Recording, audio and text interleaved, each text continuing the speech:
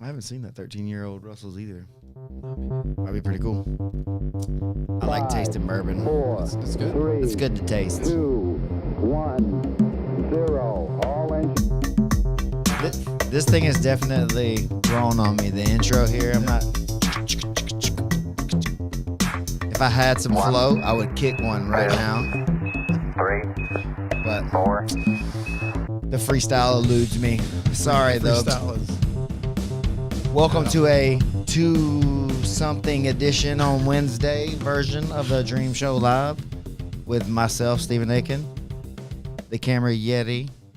Isaac Stackhouse is his fault. He was late, but yeah, a little bit.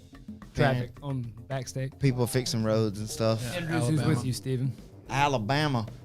And then my man, Richard Schoenecker here. Today he's going to be in studio. So I guess lead in by saying what I guess we're going to do is start bringing in some of my friends and people that I like and respect and think are cool and interesting and start talking to them in here a little bit too. And because I'm getting tired of just talking to myself, basically, kind of, and then Isaac a little bit asking questions and stuff. So if the people want to ask some questions, we'll be Drop them in the chat. yeah, we'll answer any questions. But other than that, I think it would be cool to have some thirds in, and then excuse me, especially people that I think would add some good value to the show.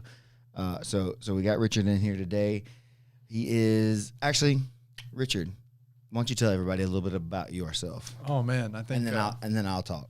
Oh, I love to talk about myself, but I am I am a father. I think above all else, and I just opened my first jiu-jitsu school in Tifton, Georgia, called Thrive Jiu-Jitsu and Fitness. So really excited about that. So now I get to say that I'm a business owner, Nice. too. So and that's pretty cool. I'm It's a pretty thing. excited about that. It's been a journey for sure, and that's the best part. Is that it is the journey. Yeah. I try to say as often as possible that the journey is the path. I think that's something that people don't understand. That maybe they should. Is that being on the path is the journey. Yeah. I mean, that's the only thing. It's not the end goal. Yeah, there is no end goal. It's just being on it. Yeah, That's the goal. There are just goals, right? I guess. So I guess with that, Richard is those things, and then to me, we met. My first experience with Richard was a couple of years ago. At this point, I guess I had just moved back to Georgia and was doing some traveling circus type seminars around South Georgia and just hitting the road. It was really cool. I would like to be able to do some of that again, man, but I've kind of gotten busy with a bunch of other things. I can't imagine why. I mean, it's cool. It's a good kind of like you said. Now I have my own school to teach at, so I don't have to go to 32 different schools in a month to teach. But that was fun. I met a lot of cool people. And then the day that I came to Tifton the first time to teach a seminar one morning for the like we're doing a truck seminar. This guy came in with like a big leg brace on there, like he just had like knee surgery and stuff. I was like, well, I think he's gonna need both legs to do this. At least with my experience level at that point with the truck, I was like, I kind of forgot that I had just had knee surgery until you reminded me just then. I had blown out my ACL doing jiu-jitsu. Oddly enough, doing a lockdown. Somebody doing lockdown to me and me not knowing how to escape it, which was a scary time. And that thing went kapow, just blasted. no thanks for that. Yeah, no. And yeah, so you were in there and that stood out to me, but obviously with you being injured, there wasn't a lot that you could do physically besides just kind of being there and understand it. So there wasn't a ton of real like heavy interaction and stuff like that afterwards. But then we interacted online, social media and stuff back and forth several times. It felt like for a while. And then as I started opening up the school, we were talking more and you wanted to start coming up and doing some cross training. I think you came up once or twice. So that was basically it. You were a brown belt, and I thought you were a pretty cool guy and stuff. And then at a certain point, we're just talking like people do. A lot of people say stuff. Yeah. A lot of people talk about what they want to do and what they would do and different things like that. And this is a conversation that I had with people before, like being the other person too. But like you wanted to be more involved in jiu-jitsu as like your life. Yeah. You didn't want to just like be a hobbyist and just be dabbling anymore. You wanted to really like Live it. figure out a way to go all in, so to say. And you heard that we were looking for a kids coach at our school, and so you kind of threw your hat in the ring there, and man, it definitely was really a blessing at that time to have some help, because I was starting to get a little overwhelmed with the workload I had put on myself, teaching all the classes, doing all the sales, doing every part of everything, and so I was really starting to try to figure out how to delegate it. So you jumped in there and like was handling it for us for, man, I really don't even know how long it was. It was honestly. almost, I think, 8 months. Yeah, it wasn't like we weren't even open a full year, I guess, but it felt like a long time. Yeah, it was such a great experience. I enjoyed teaching the kids class, and that's what I really love about Thrive too, is I got the same opportunity to do something with kids and teach them the way, per se, and do it through the best medium, jiu-jitsu. I don't think that there's a better opportunity or medium out there than to teach young kids about whether it be, you can define it however you want, self-defense or all these other things, but what it really is just an opportunity to put yourself out there and show children as well as adults too how to thrive. little plug there. But yeah, so we got to work together a lot, and we got to know each other a lot, and then the conversation came up that you would like to be able to maybe have your own space somewhere closer to home, because it is like 80 miles, I think, down the interstate or freeway, wherever you live geographically. You may call this something in one way or the other, but it's an interstate or a freeway, the highway. It's more than a highway, though, right? I was like, a highway is like, what, 4 lanes? Highway is like what I just came down. You were like going on the highway. 4 lane highways that cut down to 1 lane. Highway. I don't know how to define each of those. They're just roads that lead to somewhere. Well, this is a heavily policed road for traffic infractions. People are constantly pulled over between here and there. Like anytime I've gone back and forth down there, there's 2 or 3 people pulled over. So it was a grind to get back and forth, and you have a young son, and I definitely can relate to not being able to get home and be home the times that you need to be able to do that sometimes. For sure.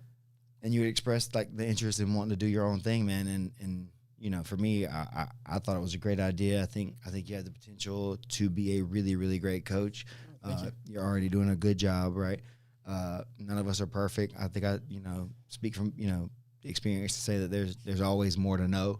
Yeah. And I think that is why I said that, because I think that you're always seem to be looking for more information and stuff like that. So for whatever it was worth to other people, I don't know. And this is like the weird part about jiu-jitsu stuff, man.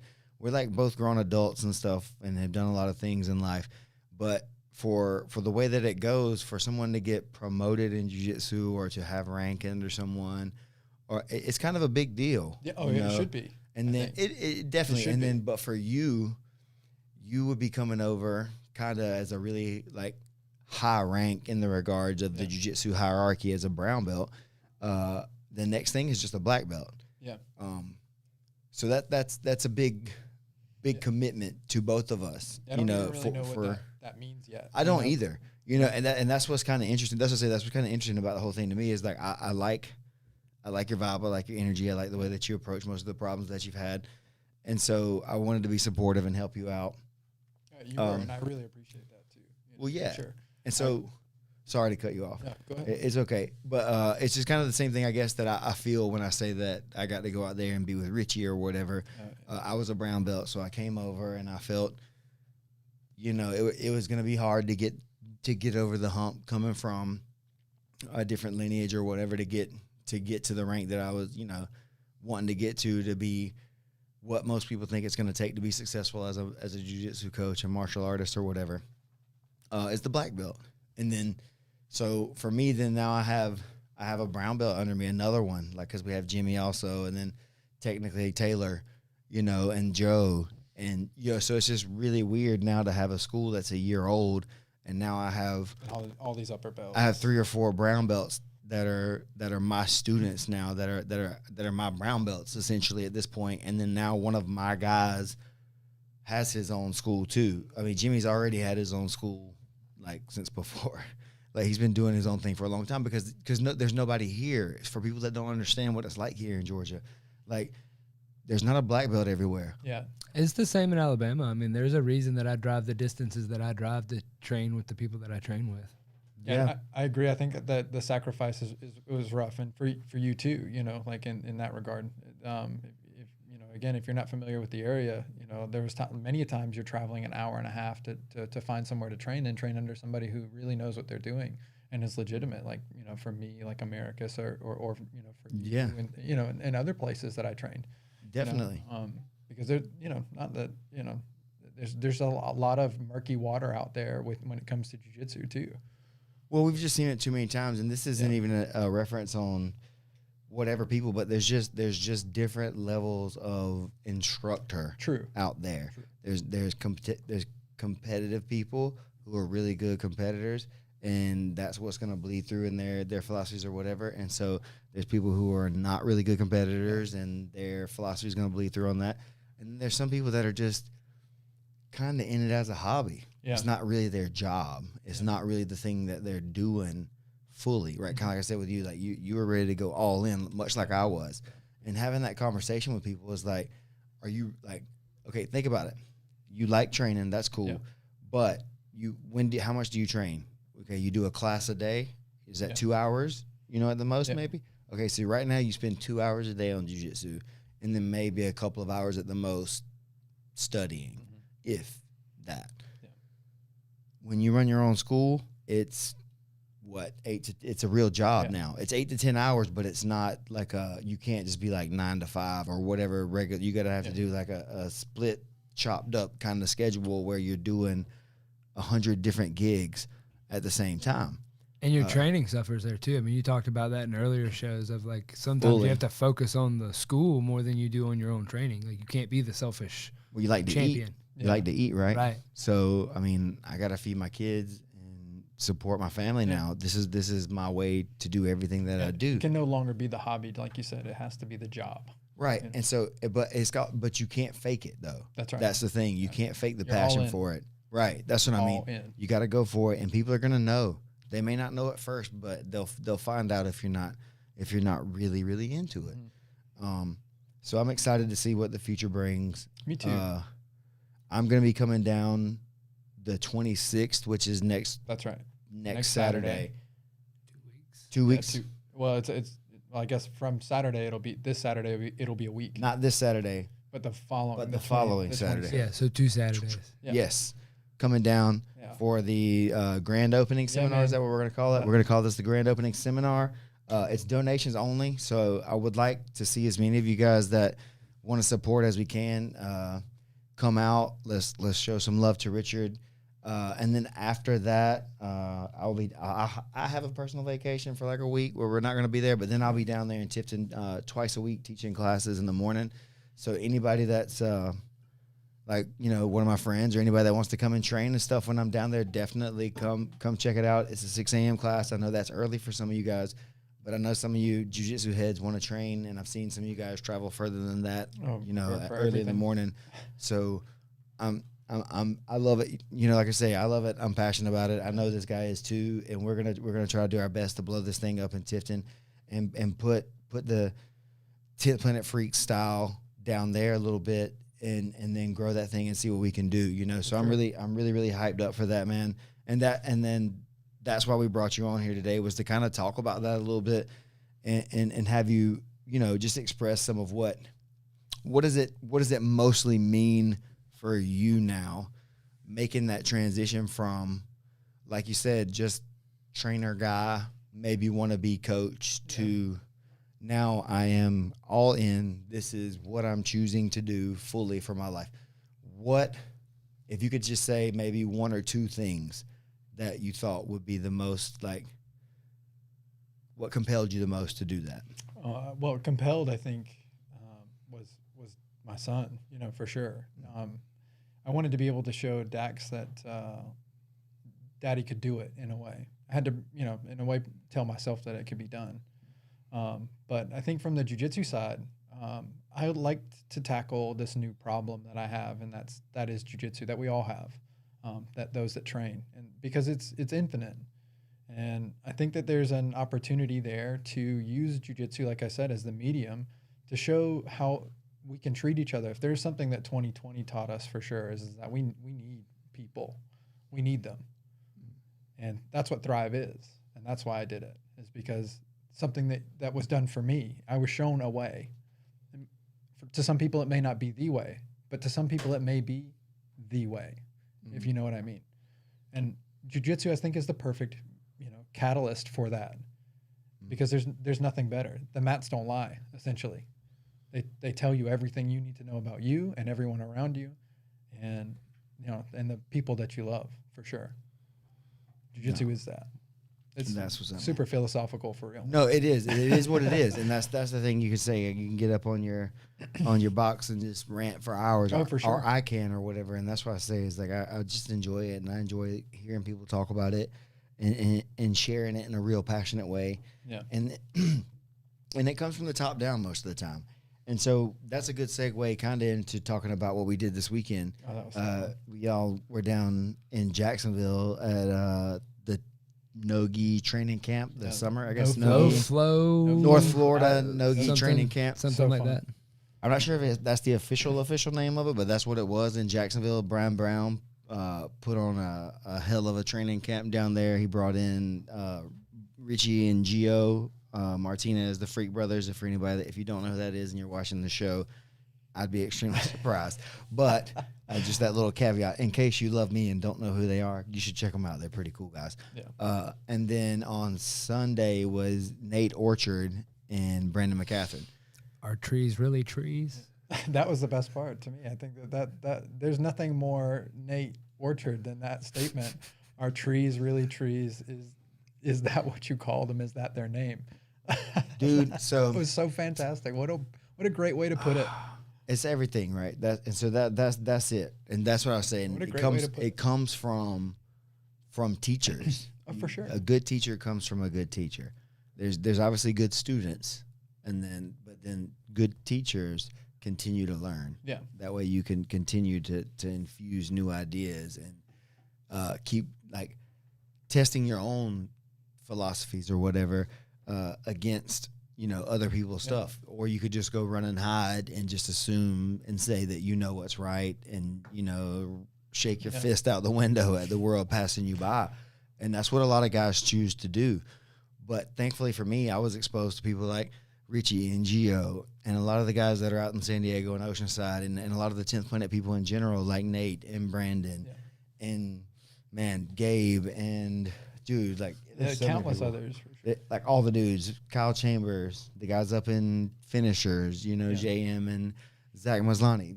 There's dudes that are out there now, people out there that are just kicking the ass in the system, and they're doing it in a non-traditional way. They're doing it in their own way, often that may not look the same as anyone else in the system is doing it, But then that influence spreads to other students in other people's schools, and then you'll see other people in another school hitting stuff that, this Moonhead was teaching over there. It's just the open-mindedness side of the 10th Planet system is what is the most exciting, and seeing 4 different instructors lay down their philosophies and some of their favorite techniques from these specific plays. I love it. And I'm black belt, whatever that means to some people. And I've been in hundreds of Richie's classes and seen a lot of that stuff that he's taught multiple times, dude. But I was still just sitting there and writing notes during a lot of his stuff because he's still been working on that. Yeah. He's still been adding new details to that. He's been refining the things that were still not right with that. Yeah. Even though it works at a high level, he still doesn't always get it. Yeah. So he has to change those things and bring new information. It's so interesting how that they were able to do that with everyone. Like Brandon, it seems like things just continually get more refined, and that's it. And then the people underneath them do the same thing. So essentially, they all grow together. A community, if you will. No, 100%. That's what it is. What holds it together to where, like, I've made this comment before, but like when you get into scenarios like that, you have guys that don't like, it doesn't fall apart. Like it's a different flavor. You see the same thing, but it's so open that like guys can influence to where at one point Nathan said like there's only one move in jiu-jitsu, and as he said that, he was right below me in camera, in frame. I was looking at him, and he was in a position that looked like rubber guard, but he was in a crucifix position. And I was like, oh. Yeah, they all be just the same things, homie. It just depends on how you see it, right? Yeah. Depends on how you want to look at it. What lens? That's a good way to look at it too. And I know as a photographer, videographer, you say that a lot for yourself. Like you view things through specific lenses, and if you have a certain lens, things could be out of focus, and you may not see what this thing is. Yeah. And if you have the right lens, you may really see things for what they are, and really like get the story across in the right way and tell the story the way you want to tell it. And so it's a visual art in some ways, you know, but it's a physical art too. And that's what's cool. And that's what makes it unique and never ending for each person. Yeah. Because of the physical as much as the mental too. There's tons of philosophy that's true. Like we could sit here and have a philosophical break. Chew on some peanut butter for a second, and then come back. For Seth's going deep over there in the comments. Seth's going off. It's like trying to fill your little box with seeds from trees, but there is no box. The box does not exist. Yeah, I think he's supposed to be at work. Hey, man. Hey, we appreciate y'all. You could be anywhere in the world, but you're here with me. Exactly. And I appreciate that. But so that's the thing. Everybody can do it their own way, and it can work or not work. And sometimes it could work and not work the same way for different people. Anytime that you get married to one idea or one system or one specific thing, innovation will eventually outclass that. Yeah. You will eventually get outclassed through innovation, and we've seen that. That's the history of man from the beginning of written history that we have. People have been outclassed through innovation. The history of the world is the history of warfare. So like that's why there's so much philosophy tied up into fighting, because that's where it digs in. And thankfully for us, we get to do most of this in a padded room with like safety situations on, and you know what I mean. So it's fun. Murder, it's fun to get up and like pontificate about the way and all that kind of stuff. But when the shit hits the fan, everybody gets to do it their own way, and if it works, you can't say anything about it. You can't. What are you gonna say? And each person can do it their own way. Everybody can do it. They can say it their own way, and sometimes it makes sense to you, and it definitely makes sense to another person though. Yeah, that way. That's the hardest part, I think, about being a teacher.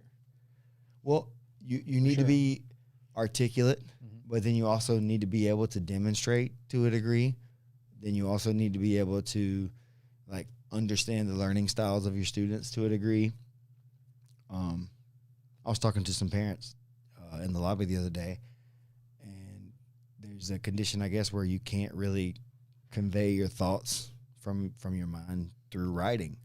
Like some people just have you seriously can't. That's interesting. Like it's not right. I did not know that either. I guess that is ignorant. Obviously, it's the right word to think that way. But I just never considered that people, because I always tell y'all to write stuff down. Like just write it down. You know, write this down. All my jiu-jitsu stuff is like video, so like that makes sense to me because I struggle to write. Do you know how many journals I have started? Yeah, well, so I'm the write it down, and I'll leave it there. I may never go back and read it again, but if I write it down, I have a better chance to remember it, even if I don't see it again. That physical act. Is that your method though? For me, it's big because that's how I learned a lot when I was a child. I guess doing a lot of like writing and like repetitive and stuff. So that's the cool part about it, and then everybody's life gives them their own relative experiences. Yeah. You can be big or little or strong or weak or fast or slow or whatever you like to call yourself and still do good jiu-jitsu. And then as long as you don't beat yourself up or whatever about how you do jiu-jitsu, then it'll be, good. You can get by with that. There'll be people that'll gravitate towards that style with you, Yeah. But that don't mean I will. That doesn't mean that your style is my style. And I think that's what I keep trying to emphasize to everybody. I can tell you I don't like what you're doing, but that doesn't mean that you shouldn't do it. True. It just doesn't vibe well with you. Yeah. In the world, there's a lot of things that I don't like people doing that they do. And then I'm sure there's a lot of things in the world that I do that people wouldn't like that I'm going to do. And it's just is what that's the way that we should live, right? We have freedom to choose. And you have freedom to choose in your jiu-jitsu. For sure. There's choices between which style you like. If you like someone that's going to be more aggressive and you want to be more aggressive, then choose that. If you want to be more jiu-jitsu is very personal for sure. It should be very personal. I agree with you. It should be. You should make it yours. It's something that Boogie said for sure this weekend. It's like, this is your jiu-jitsu. These are your techniques. I'm just giving you an idea. Yeah, I'm just giving you these, and then now they're yours, and you have these. It's your tools. It's your really toys to play with. And if you don't like it, then don't have it. Yeah. Have a different one, if that's what you enjoy the most. But that was the thing. There's tons of technique, right? But then again, talking about the love of the game there, that was supposed to be an hour and a half of a class with a 30-minute break and an hour and a half of a class and then some open rolling. And it was like 2 hours and then 30 minutes and then like 2 hours. And then we'd roll for like an hour. And then the next day, kind of the same deal back to back, which for me is great. I'm totally prepared for that. I knew it was going to be about at least 8 hours of work or more. Some people did not expect it to be so much, and they learned. It is what it is, and the jiu-jitsu lifestyle is not what it seems. Yeah, no, I mean, it can be. That was such a cool experience, but that room can be rough if you just got to know. You got to know what you're getting into. You have to know how deep the rabbit hole really goes, kind of thing. The hardest thing I think sometimes is finding that metric. It's like, how deep does this really go? Do I really want to dig as deep as I can to find out, or am I happy or quote unquote content with how deep it goes right now? Ooh, so then let me ask you this then. Are you day to day? That's the question, right? Yeah. I was already thinking this in my head because we had this pop up in the class the week before, but then it also came up during, I think, Nate's seminar and maybe Gio's too, where people were trying to get way too far ahead of themselves and weren't doing the first thing right or whatever. And they were asking a question about something that was the next thing just basically irrelevant because they weren't being the right kind of partner or something like that and stuff, where the answer is pretty simple. It's like, well, that changes everything if you do that, or stuff like that. And you see that they still struggle with that in a big group setting and stuff, and seeing people just don't get it. Some people just don't get it. Yeah. But that you have to figure out how to navigate that room for all those people. There was 120 people in there. They sold it out. I know that much. Roughly. I don't know. Maybe more. But like you could see that they were all going back to, or at least for sure I remember hearing Gio and Nate saying, listen, don't go this far. Mm-hmm. If you don't worry about this. Do this thing. But then literally everybody still was trying to do the last thing and weren't able to do it because they weren't understanding what he was saying the first time. You think you understand. People don't listen to understand. They listen to know. Yeah. I know that now. No, you don't. Mm-hmm. You don't know. You don't understand. You have this very you saw it. Idea. And so that's why instead of having your elbows down, you had your hands up, or instead of reaching this way, you reached the other way, or instead of going to full guard, you went to half guard, and it's like, well, this isn't working. It's like, well, you're in the wrong position now. Well, this works for me. And it's like, yes, but that's now something else. Yeah. It's not that's not what I'm talking about. I could talk to you for a day and a half about that thing, but I don't want to right now. I want to express this to you. We need to understand this part first. Yes. Then we can play with all the other, whatever it is that all the what ifs. The 80-20, kind of like what Brandon was saying in his, that he uses that reference a lot. It's Pareto's law or whatever, the 80%, 20%. Look it up. That's not my thing. Seth, you still talking? What it says. Seth had a question to each of you regarding your unique journeys. What was jujitsu when you started? What is jujitsu currently for you? And what do you see jujitsu being to you in the future? Seth, those are 3 or 4 different shows. That's those are entire seminars. What are you talking about? I don't know. You go, Richard. Go ahead. ahead. Respond, I don't know how to Richard. I think answer all these those answers are questions. out there for me a little bit, but you go ahead and I'll drop in a couple things. I don't know how to answer that in the way. I think when I first started jiu-jitsu, it was obviously this one thing, this martial part of the art when I first started jiu-jitsu. And now you realize that as much that you, again, like Stephen was saying, it's this one little idea, but that's what branches all the other ones. And I think that's what's super cool about it, is because it's what develops this idea of there's more to this than I had originally thought. And it makes you want a little bit more and a little bit more, because it's endless, it's infinite, as it always has been. You just didn't know it. Like you said, it's like you're trying to explore all these new options without understanding this first one. So sometimes you just have to, for every 2 steps forward, we just need to take 1 step back. Definitely. Just to see it. And I guess, I'm sorry. No, that's it. In a very simple way for me, jiu-jitsu was something that people did when they couldn't fight. That's what it was when I started. I was like, this is what guys do when they can't punch that good right hand. So like on the seminar you were talking about, you were watching the room and what you had seen previous weeks, I'd heard you talking about it, of like, if you don't understand, steps 1 through 4, like don't jump to 9, because you're not going to have the right structure for 9 to work properly. Yeah, sure, maybe it'll work on somebody who doesn't know what's going on, but it won't work as soon as somebody goes, oh, they forgot steps 1 through 6. Right. So like, when you have the partner that is not giving you the right feedback or anything, and this is a question posed to both of you, like what do you do to solve that? Do you like have a conversation with the person? Do you go, hey man, like give me the play, or like how do you address that? So now that I understand a lot more, I try to tell them what I'm looking for. I try to say, you're supposed to be doing this thing and not that thing. And so I understand that I'm a black belt and I understand what we're trying to get at most of the time. So it's hard for someone that doesn't understand what they're doing to tell someone else that doesn't understand what they're doing what they should be doing. So they both kind of think they're doing the right thing, and people have heard you're not supposed to really defend when people are trying to drill, and they don't really get that you're actually supposed to just give a little bit of the resistance. But you're not supposed to fight them. Like, it's not you're not fighting them. You don't defend it, but you give resistance. There's a difference in defending and resistance, unless a specific thing calls for a defense of this particular thing. So the right thing in that situation, in any situation with any human interaction ever, if you have a problem, is to have a conversation with them first. Mm-hmm. Try to speak to them and say, hey, this thing that you're doing is making right. XYZ something, something, something. Yeah. And then maybe y'all can find some common ground, right? But long term, if this is a problem, I will not be your partner again. Yeah. I think that that's the best solution in a way.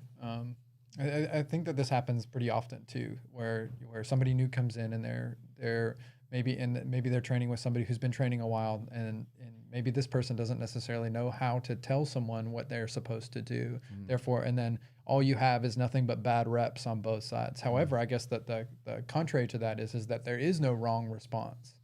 If we're talking about the martial arts. Well, as long as you're giving a response. That's what I'm saying. As long as you're responding a certain or any way, that's kind of something. The worst response is no response. Right. Yeah. And then what you got to kind of do, though, is pay attention to what the coach is saying, because a lot of times your instructor will say, I'm going to, and they are going to. Yeah. And so when they're doing that, both people need to kind of do that, and then it makes it what it is.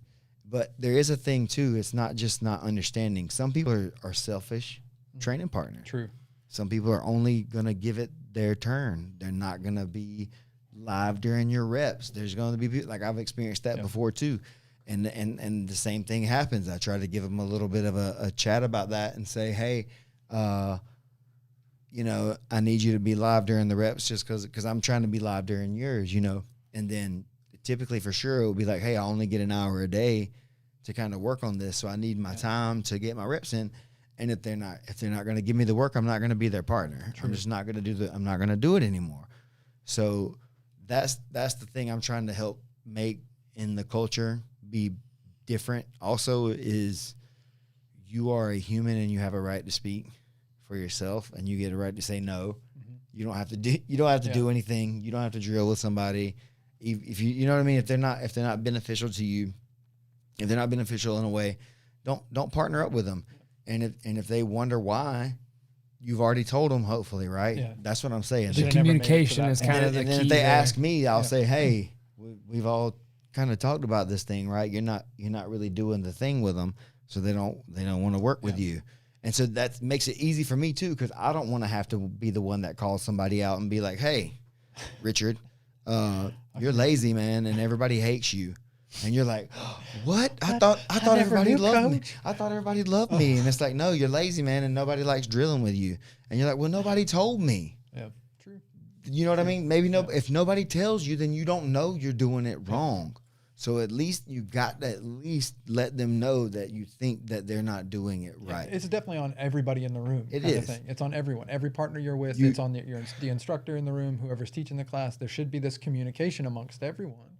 That is the same. Hey, this is how we're doing this thing. This is a certain thing. You should be getting good reps on both sides. And if we're freestyling, we're freestyling. But we're not freestyling most of the time. Most of the time, your coach is telling you to operate with a specific function in mind.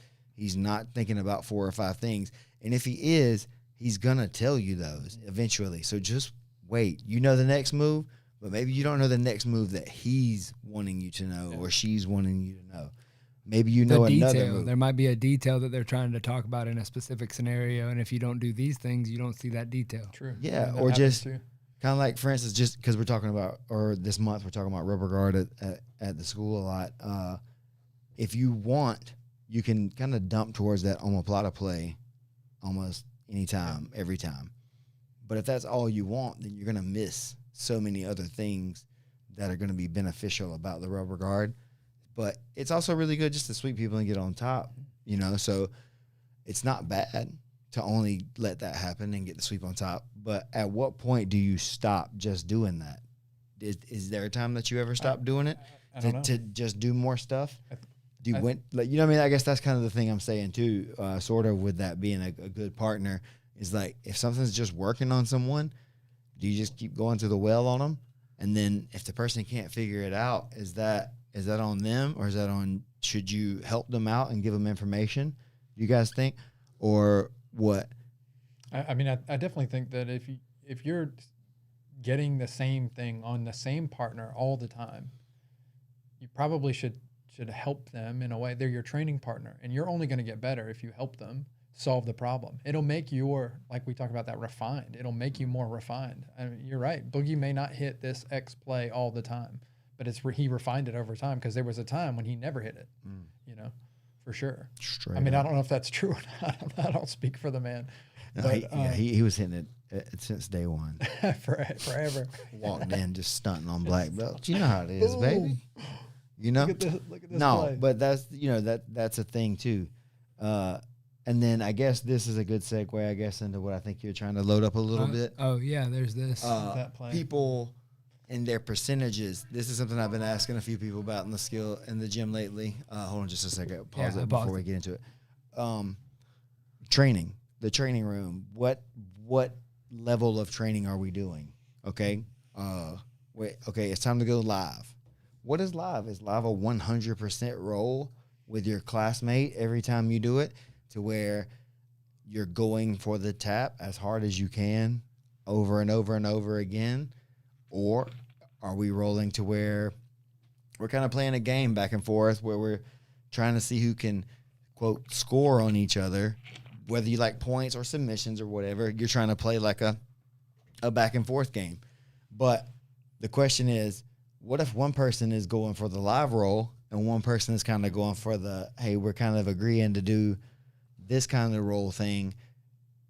Is the person who turns it up the asshole, or is the person who isn't going to be ready for the person that's turning it up?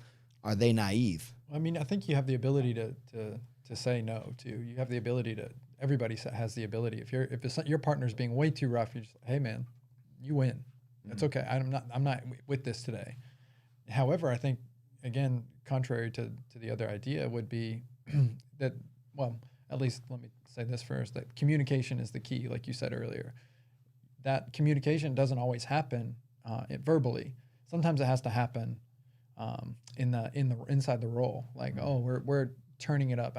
People hide behind this idea, I think, sometimes that, oh, I'm just turning up the pace. I'm trying to meet your pace. So your pace may not be the same. Like you said, this percentage may not be the same as somebody else. So I've experienced this too recently, where I maybe turned it up too much, and then I had to, as I reflected on this role, I was like, oh, that was a little too hard. My bad. And it's, occasionally this happens, but if it's happening to you all the time, and especially if somebody's telling you, hey man, you're rolling too hard, you're trying, instead of trying to learn inside this role, you may be trying to hurt someone inside this role, especially your training partners. It's different in the scenario, I think, of a tournament setting or a super fight, if you will. I think it's different. The goal is to win for sure, and if It's different. I think the idea is different, but it's that your training partners are your family. They're all you have. Scott said this in a post recently. Like, if you go around breaking all your toys, you don't have any toys left to play with. Straight up. And that's a And hard concept to understand sometimes. So then along that same line, then it kind of, it's communication, right? That's what we're saying, is that you should talk to your training partners. Yeah. Communication. So then let's say you have someone that you're training with, and you think you are being nice to them, but they don't think you are being nice. And so they take advantage of what you think is you being nice, and you're letting go of submissions on them, but they're not stopping when you let go. What is your, besides obviously the communication, right? Besides saying, hey, what do you say? Do you just tell them, hey, I let that go? Well, if it happens, or do you say, hey, what do what are you guys' response to someone like that you think is maybe taking advantage, or maybe even they don't know though, that they're getting away. They're a lot stronger than you, or something, and you're letting things go. They don't realize it. They don't realize it. They really don't know. I mean, I think it just comes down to ignorance, maybe, on both sides in a way. Because you're learning. Because you're learning. But then how do you learn? That's what I'm saying. Like, do you have to? I'm getting to the point that I don't try to prove anything. Them. Yeah. That's I guess the thing, right? What are you proving? What do I prove? What do I prove by beating you up? Yeah, I mean, there's lots of things to prove always. I think, regardless. The question is what do you want to prove? Yeah. What message are you trying to send to your partner? Right. And that's the question, is that's where the communication is sometimes blurred, because it's not always said, and sometimes it's felt. It's like, let's take heel hooks for example. I mean, heel hooks are dangerous inside the room at all times. One wrong movement by your partner, one wrong movement by yourself, and you've maimed them. Essentially. That's everything, though. Right? I mean, that's true. That's true. How's it any different than, say, like an arm bar? Like I one wrong movement, I break your arm. I think usually with heel hooks, they go. People don't realize how dangerous it is. It's the understanding, and then that's the thing. It's a lack of understanding more than it is the technique that's dangerous, or the person that's dangerous. It's the other person. Well, I think it's both. I think that I don't believe in this idea. At least I don't. You guys, I'd love for you to comment on it, but I don't believe in this idea that you shouldn't teach somebody something. I think there's no secret techniques. That's woo woo. Oh yeah, to no, me. for sure. Heel hook should be taught to everyone. Hide anything. Well, it's not dangerous to everyone. Well, they're not dangerous. They're no more dangerous than a choke, or like you said, an armbar. It's only dangerous if you don't know. They're only, and you have to teach those people, even if they're brand new, that these things are real. And if you play around with them too much, you can be injured, or worse, you injure someone else. Right. That's my key. Is like if I'm ever talking to somebody about something like that, it's like, just understand what you're trying to do is to hurt this person, and you can hurt them. So if they're your friend, try not to hurt them. Like, try to understand control. But then do you hold them and just make it really awkward until they understand that you have them? I don't think there's that's what any I do real in heel answer hooks. for- Stare into their eyes until they like That's what I do. realize that they're done. Yeah. Is that the right play? I don't think Because there used is to, I any know what one I right used one. to would do before I was good, before I was confident. I would beat people up and hurt them and try to prove a point that way before I was confident in myself. Now that I'm confident in myself, I can talk to people and say, "Hey, man, I think I let that go, or so you should chill out." And if they say no, then I'll say, "Oh, okay, my bad." Yeah. And then next time I won't let it go. Yeah. I'm not saying I'm going to break it, but I'm just not going to let it go, and I'm going to show you that I have control of the situation. And if I don't have control of the situation, then okay, cool, you were right. Yeah. Touche. Yeah. Touche goes there. You were right. My bad. You know what I mean? So that's what I'm yeah. saying. Do you think that this is a relationship between you and your partner though? Is it a relationship that you know? Like, do you like? I think it's the room. It could be any yeah. situation though. It could be anything. Yeah, Like true. because like just for example, let's say one of the guys that came in recently, and we spoke about him, but Joe Brown Belt from another school came in.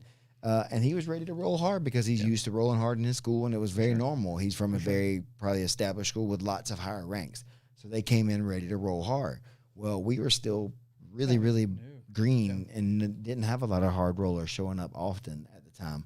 And so it really stood out when he was doing that. But that didn't make him a bad person. No, yeah. So some people were like, "Oh, that guy's like a jerk or whatever." And it's like, no. He's not doing anything wrong. He's just rolling harder than you are used to. Yeah. He's not hurting anyone.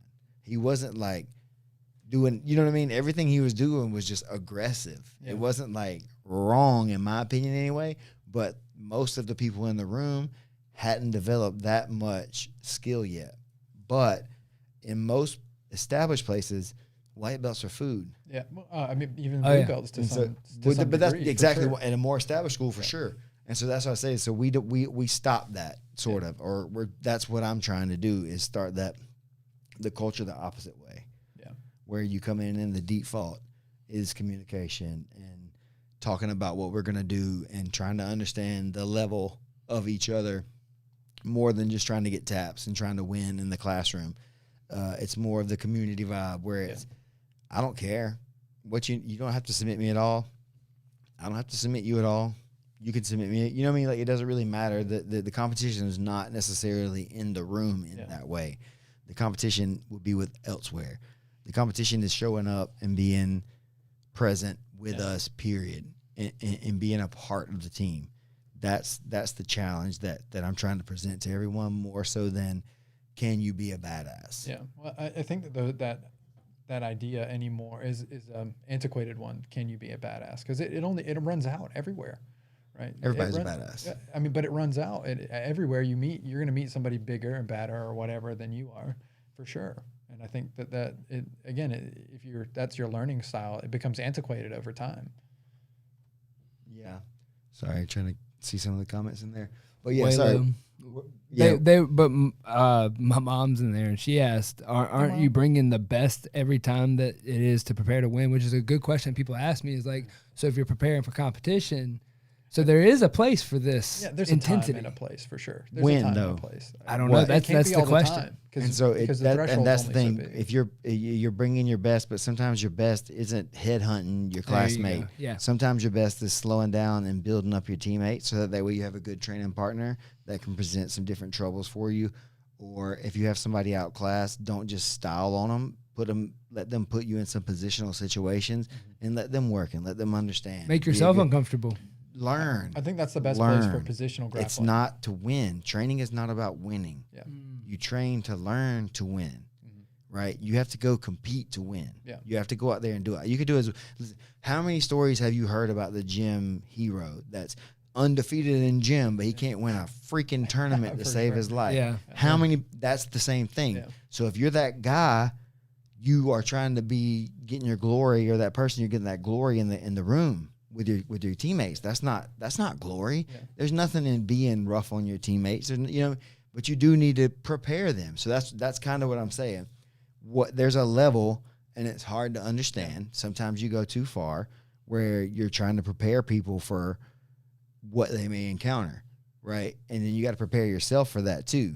But you have to communicate with each other. If one person is going 75% and the other person is going 50%, then that's not fair either, is it? And then so what if this other person turns their 50 to 80, and now their 80 is enough to injure the other person at 75, and they're like, why are you being an asshole all of a sudden? And it's like, well, I'm tired of you beating me up.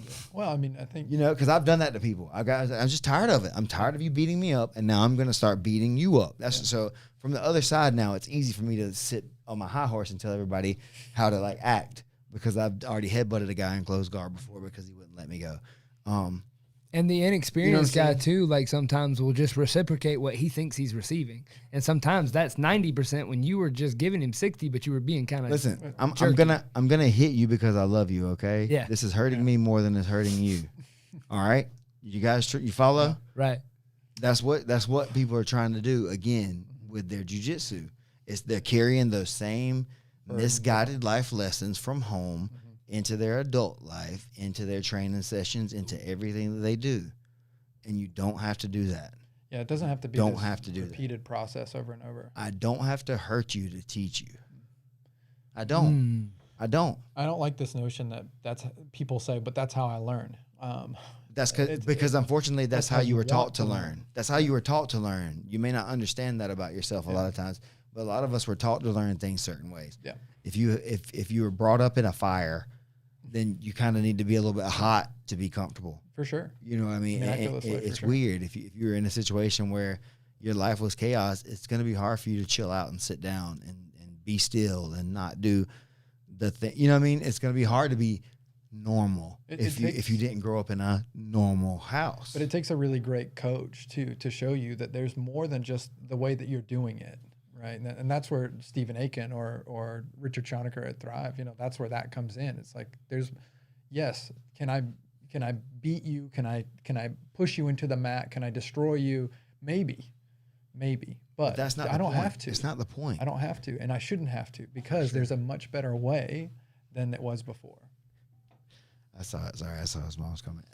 It's true, Miss Amy. It's true. But that's the thing is like now my relative life experience a lot is as a parent. Thomas is about to turn 7 in August, which is, you know, just about a month away or whatever. So for the last 7 years, that's been heavy on rotation, I guess you would say in my mind are those kind of things, and what kind of a example will he see and be? And I struggle with those kind of things too, struggling from the examples that I had growing up and dealing with the issues that children bring, you know, and how to handle that. The way that you were taught to deal with that stuff by people dealing with you sometimes flares up and you don't like it, you know, and so it's an opportunity to learn. And that's what I'm doing with my jiu-jitsu stuff. Because at first, and we can talk about this now, segueing again, MMA to jiu-jitsu. When I was fighting, it's different. When you're in the MMA room and you're training for MMA, and the deal is we're getting ready for a fight. Everything is different than if we're doing jiu-jitsu and we're just training for fun and stuff like that. If you're in a competition setting for jiu-jitsu, it's still different than in an MMA environment. It's harder. Drastically different. Like there's like class, there's competition training, and then there's like MMA fighting training, and then there's like an MMA fight. I still think MMA training is harder than a jiu-jitsu competition as far as levels. Like in the room. Like I could go through a dozen jiu-jitsu tournaments more than I would go through a couple of weeks of fighting at this point. Fight camp almost sucks worse than the fight sometimes. It took all the fun out of it. It takes the fun out of the sport a lot because you have to go so hard, and because you have to be mean to people, and because everybody's so concerned about the way that they look, or if anybody sees them getting beat, or if anybody sees them looking bad. And in this situation that came up is like Orlando Sanchez, who is an ADCC like legend, champion, absolute veteran, you know, gold medalist, versus Sean Strickland, who's a middleweight UFC fighter. There's a big weight difference in here, and you see they're kind of they're obviously training in an MMA cage, but it looks like they're just kind of grappling. But I don't know any backstory to it. It looks like they had some words before, I heard, and then Orlando tries to like pop what is almost that mirror lock in a way, like where they bend your elbow in, from Sean's underhook that he's sticking in there. and it hurts his elbow. Sean like back fists him a little bit and then kicks him in the stomach. I guess this is a good example of some of those things we were talking about, where one person's doing one thing and another person has an expectation of something else. Sean is an MMA fighter, and he expects to be grappling.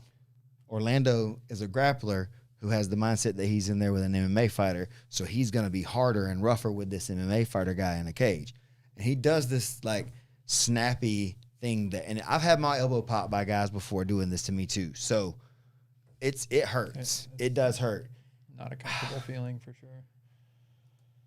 In a normal environment, if this wasn't a guy that was maybe getting ready for a UFC fight, I believe he's in camp. That's what I'm saying. He's in camp. He's there training, and he agreed to a friendly role. Bop, bop, bop, bop, bop. That's what I'm saying. There's like 4 or 5 things like that UFC fight coming up. He's just kind of training. It's not really that big of a deal. You shouldn't like snap things on people like that much that you know are not going to give them a chance to tap. I haven't seen the full video. So I'm looking for it. I think they might have trimmed it out of the actual grab, because all of that's after the thing. I'm not playing it on the stream because I don't want to get us pulled down. Yeah. But like it's just he sticks his underhook in and he just snaps it and it hyperextends his elbow. Well, he had a few attempts at it. Well, he did. So that's the thing. He did it one time, and so then now here we go. This was the opportunity. Then Sean should have known then that he was trying to do this thing that was going to hurt him. So that was an opportunity to say something right then. Maybe that could have escalated it already or not, but he waited. Because maybe he was trying to be cool, or maybe he just didn't think about it again, and he stuck his arm in there again, and Orlando went for it hard and got it, and it popped his arm, and boom! It's like, see, he pulled it out that time. That's where he's trying to do it. Yeah. Yeah. So that's something he's trying to do, right? So Waylo said it hurts to watch. Yeah, I mean, it definitely is not. I mean, if you ever it's not a nice move to do to people. There it is. That. That's where he got mad. Like, the fact that he just kind of snatched it and didn't hold, like, for control with a whizzer or something like that. The surprise on his face when he throws the punch is kind of what was like, you're like, oh, he legit just thought he thought he was just doing a move in a grappling match. I don't know. I don't know, man. I have a different take on that. Maybe a hot take, if you will, is that Orlando didn't want any part of it anymore either. Is that he's looking at this guy and going, I really don't want to fight you, so let me at least try and apologize. So, well, I think, or maybe at least both. It could be a bunch of different things. Like a guy like Orlando is huge. He's mean to people. I've heard that for years. That he messes people up in the training room. He's rough. So you have to know who you're dealing with. True. If you are outweighed by somebody by a lot, and you know that they're mean, don't train with them. Don't partner with them. You have the right to say no. Yeah. You don't have to train with somebody. Be strong enough in yourself, no matter who you are, to say, no thanks, man. I don't want to get hurt. Yeah. And if somebody laughs at you for that, then they're the idiot. Yeah, there's joke for sure. I think this guy's got to, if I knew Orlando, I would train with him coming up for a UFC fight. But I'm not going to train with somebody that's got that big of a weight or whatever advantage on me and stuff, leading up to the biggest fight of my life. And then 2, if he would have hit me like that, though, when we were training, we would have probably had to fight. Like, if I was Orlando, as soon as he spun and hit me, I would have probably went for a body lock, and we would have been tussling. But I think that Orlando probably did the right thing. Hopefully that was him realizing that he went too far. Yeah. Maybe he did mean to do it hard, but he didn't really mean to hurt him. Yeah. He didn't really think it was going to get him. He was just trying to check him a little bit, maybe. Because I do that to people sometimes. You base check them, and then they just fall on their face, and it's like, oh, man, I'm so sorry, dude. I was just kidding, dude. It's like I really didn't. You weren't being. You were being strong with them, but you weren't intending. You weren't being malicious. I wasn't trying to hurt you. I think intent is the biggest thing. I don't know either one of these guys well enough to say what their actual intent was, but I do think that that's a move that you don't do to people in the training room, especially someone with an event coming up. Anytime someone has something coming up and you know that, you should baby them as much as you can. You should take care of them and not hurt them. You should do that anyway, though. But, like, definitely if somebody has this huge thing up, when you're training hard with them, you still go hard, but you never intentionally try to hurt someone. You never intentionally try to hurt them. I mean, never. It's on you at that point for sure, as the person trying to hurt somebody. Yeah, if you purposely make that call, it's on you. Yeah, for sure. If somebody makes you hurt them by like you're choking like a head and arm or a rear naked or something like that, and they don't tap, and then their neck starts popping, that's on them. Yeah. You know, if they start floundering and flailing around and their back gets popped because they don't chill out when you're holding them down, that's on them. Well, I think people think of a tap as like, oh, I have to be in pain in order for this to happen. No, you just have to be uncomfortable enough to checkmate. Not. Yeah. It's just checkmate. That's all a tap is in class. It's just checkmate. We're gonna set the pieces back up, you know, and we're gonna play again. And we just play the game again. You know, we got 3 minutes left. Let's play a speed game now. You know, we'll try to cut it in half, or let's don't put them all back the same way. Let's start back at this particular spot, so maybe I can try to win from this configuration to the you know. And then if you beat me again, then now I know that there's a problem here. Or just switch top bottom. You know, it's anything you could do. Anything. Change it up. Anything you could do an infinite number of games to make it work. If all you're doing is trying to tear people's heads off and win roles in class, you're not going to be very popular. Now, that being said, some people who are not very popular make a lot of money. Ripping people's heads off, too. You know, and we It's a good possibility. We heard people this weekend talking about, you know, cranking necks and popping necks and going to bed and sleeping like a baby. That's their problem. And that's their problem, right? If they don't tap. But that's the thing. We said it before. We got like 3 minutes left, so I just kind of lean in really quick. Now that it's your turn, it's just like when it's my turn. It's your school. You get to say how you think it goes. And you get the right to be wrong. Yeah. But you get to choose that. And you get to make it what you think it's supposed to be. And there are going to be people like you. Yeah. You know, they're going to like it. They're going to like the style you bring. They're going to like what you do.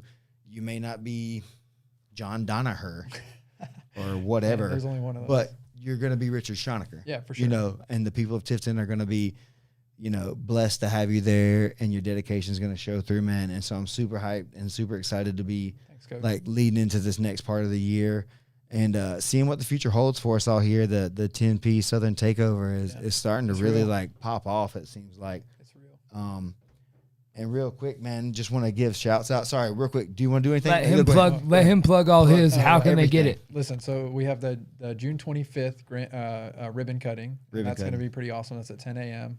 So if you guys want to come down, come check it out. 120 East 3rd Street, Tifton, Georgia. And then the following day, we've got some really awesome stuff going on. So that's the official grand opening. I'm going to teach 2 fitness kickboxing classes. Then I'll teach a free kids anti-bullying seminar, if you will, or class. And then my coach, Stephen Aiken, is going to have a really awesome seminar from 12 to 2, donation-based. So you guys come out and enjoy it. And then if you want to do an open mat right after, we can do an open mat at any point in time. So, or just social time. There's going to be some cookies and some refreshments that I'm going to take part in. Cookies. Nice. I can't wait for the cookies. They're going to be awesome. Sick, man. Well, thank you for coming in, Richard, thanks, dude. Coach. And like you said, the 26th of June, going to be down there for the grand opening of Thrive Jiu-Jitsu in Tifton, Georgia. Come train with me that Saturday. We love you guys. I want to give a shout out to our sponsors. Thank you to Musgrove Trial Firm, especially anyone in the state of Georgia. If you're listening to this, if you've had any car accidents, slips, falls, any stuff like that, you need to call your buddy, hit them up. I have a link on the page for them. Thank you to the Peach Podcast Syndicate. They have this beautiful studio here at the Parkway Automotive Studios. Thank you to them. Turnkey Connections. They keep me busy because I lose track of what I'm doing, and they tell me what to do on my schedule, so I stay on point. Thank you guys for helping me out with that and supporting and sponsoring us. Sheath underwear, man, those little things that you like put your little thing, the pouch in. I'm getting used to it, man. It's like a little kangaroo thing for my boys. I'm starting to get on board with that thing now. I'm telling you, it's hot outside. Works bookkeeping and accounting. Thank y'all for your support. Circle W Farms. And to our newest sponsor that we're adding on for the Mid-South Classic, Matt Viper. Hey. Thank you to you guys. We're going to be having some dope rash guards and shirts made from them, so stay tuned for that. Much love. Peace. Peace.